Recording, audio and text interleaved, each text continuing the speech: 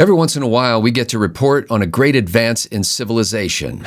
This episode of Right Angle is one of those times. I'm Scott Ott with Bill Whittle and Stephen Green, and this episode is brought to you by the members at BillWhittle.com. And gentlemen, that great advance in civilization, at least being suggested by, I believe, the Washington Post, is that people may be dialing back the frequency with which they are willing to post pregnancy announcements on social media. Now, there's a reason why this is such a great advance in civilization, and they give a variety of reasons why people are backing off on it, but some of them are not things that I would agree with, and they have to do with the politics of abortion and stuff like that.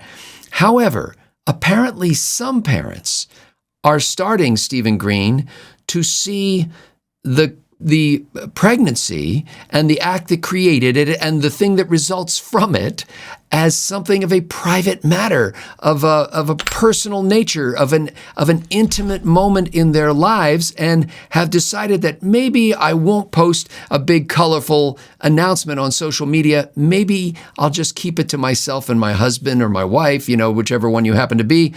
And Steve, I don't know why, but I read this and I just got this warm feeling inside of me. And I just thought, thank goodness that people have finally decided that it's okay to have a private family life that's private to your family. Am I crazy, Steve, or is this a good thing?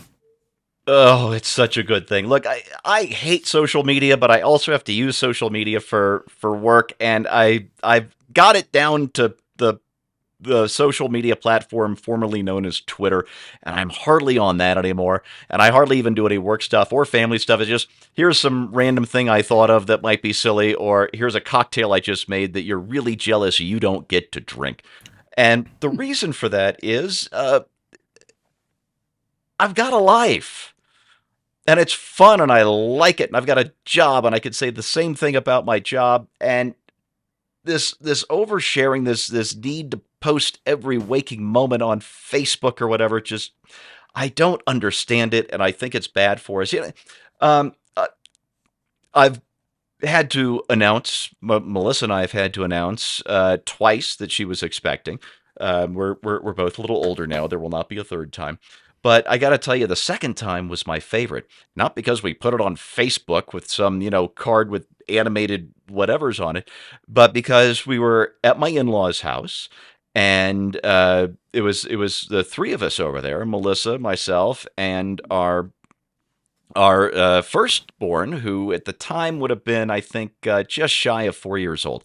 And we waited. Melissa was pretty sure she was pregnant almost at once, and she took 18 dozen pregnancy tests because she's a planner and she wants to be sure. There was a lot of peeing on a lot of sticks. This is all I know for sure. But then we waited. We kept it to ourselves for a little while because you don't want to get a bunch of people excited until you know for sure that the pregnancy is going to stick and all that stuff. Not that we'd had any trouble the first time around, but there are emotional risks that you don't want to take with people like your own mom and dad over their grandkids. So we waited about a month, which, by the way, was really difficult to do.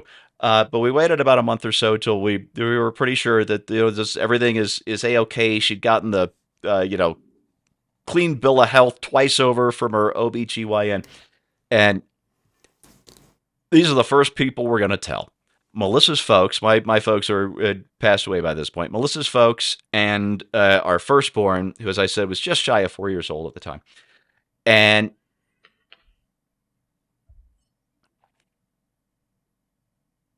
the in-laws were pleased as punch. They were getting their second grandkid. But I can barely talk about or even think about my older son's reaction to the news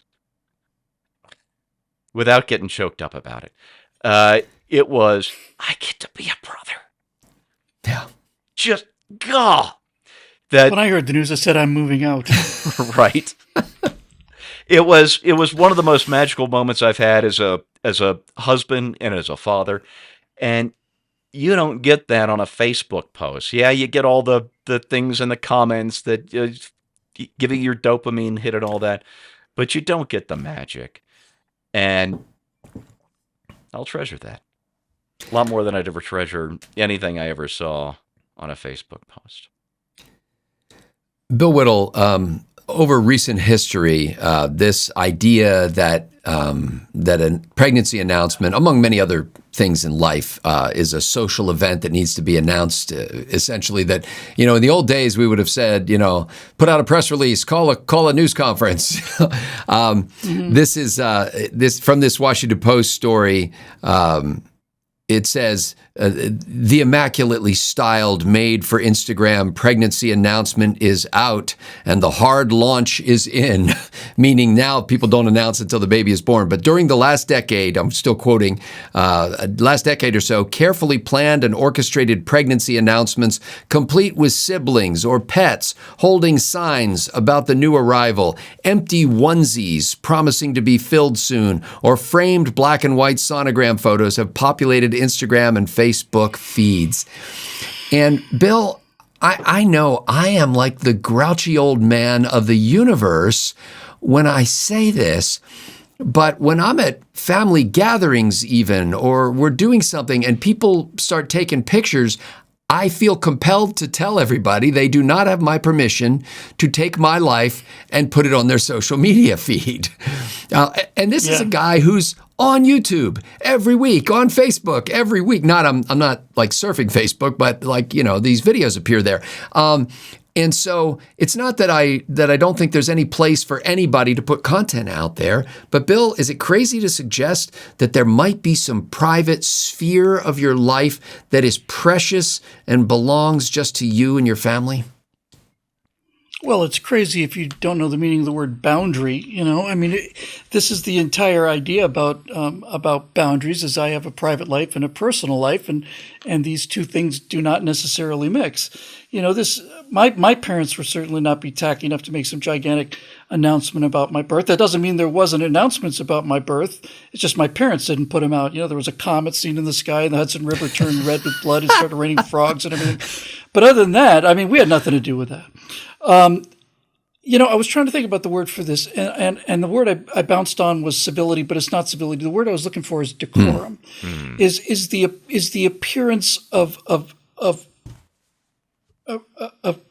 propriety. It's the appearance of having enough taste fundamentally to know what's tacky and what's not. It's just. We live in this age of narcissism, and when people are taking pictures of their dinner and sharing that with everybody, birth of a baby or the announcement of pregnancy, boy, that's good for 200-300 views. Yeah.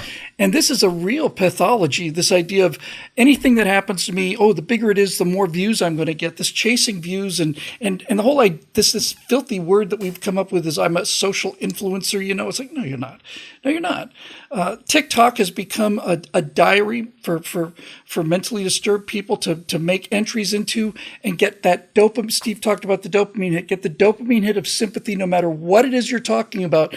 There are people who say, oh, no, you're making the right decision divorcing this guy. Or no, you definitely have PTSD because your parents told you couldn't have this toy. Or, it just goes on and on and on. Yeah, a little decorum would be nice and is nice. And I look at so many things now, and I think so many things you see online. It's like I would just say, I just would never do that. Every now people say, well, why not? It's like, because I have a sense of dignity. I have a certain level of personal dignity. You wouldn't know it from the shows we do, but certainly there are things that I would not do online because I wouldn't want them seen. I wouldn't want them out there, and I wouldn't want them part of my permanent record. All of this, I think, Scott, is related to this idea of the elimination of shame in our society. The idea that you should be ashamed of nothing, proud of everything, no matter what you do. If you're 400 pounds overweight, be proud of it. If you can't show up for work, that's because you've got time blindness. It's a mental condition that you should be proud of. Time blindness. It's like, no, this is what they call it. Yeah. It's an honest term now. Yeah. There's a lot of Gen Zers who are saying I can't show up at a regular job because I suffer from a condition called time blindness, and I can't be there at 9 a.m. I just don't know what that means. I'll be there whenever I get there. I don't know what that means. Either that or you're fired. Exactly. So I'm glad to see it. It's a sign of turning a corner and a return to decorum would solve a lot of our problems, not the least of which is the toxicity of the interactions that go on in social media. You know, I'm probably the worst person to comment on something like this because, as I said, I literally tell family members that they don't have permission to share my picture on social media. Nice. And there's another thing that this reminded me of. I am stupefied by the willingness of parents to post embarrassing things or pictures about their children on social media. Oh, God. First of all, the internet is forever, and that will always be there. But I feel like it's a violation of personhood of that child. It's like you don't have the right to broadcast my awkward moment to the rest of the world just because you think it's funny. And the willingness of parents to laugh in front of other people at their own children, I don't think you understand the damage that does to a child. Now, some people probably watch this and go, yeah, well, when we were kids, our parents knew we had to be tough and you just need to suck it up. And if your parents are going to ridicule you in public, that's just part of growing. I don't think it is. That your kids are going to face enough ridicule from other people without your help. And I don't think you need to help the world to laugh at your children or to violate their intimate moments. I mean, there was somebody in my own neighborhood who posted a picture, a family picture, and one kid in the picture had his hair was kind of messed up.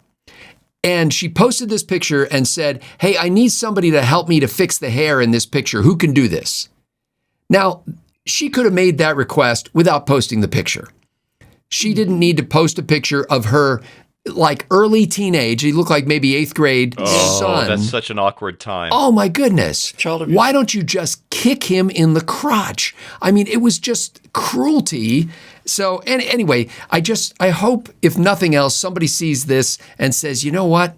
We have a family and my job is to protect the family, not to distribute the family. I mean, there are some things, like happiness in a family is kind of like strawberry jam. If you spread it around too broadly, it loses its savor. There's some things that you need to hold close. There was a great quote in this story, which I thought was worth the price of reading the whole story. And it was one of the women who said, having things that you keep sacred to yourself in a world where you can share so much is beautiful. And I think that's the essence of it. Just try to do something this week where you recapture that idea that says, hey, we're not having an experience here so we can document it and video it and put it on social media. Try to break out of that mold that I see so many people in who are constantly thinking not of just living their lives, but of capturing it so that they can share it with people who barely know them. Anyway, I know I get carried away about stuff like this, but if you're with me or think I'm whacked, feel free to express that in the comments below. Meantime, I'm going to crawl into my little hermitage and secret myself away from the world. For Bill Whittle and Stephen Green, I'm Scott Ott. Thanks to the members at BillWhittle.com for making Right Angle possible.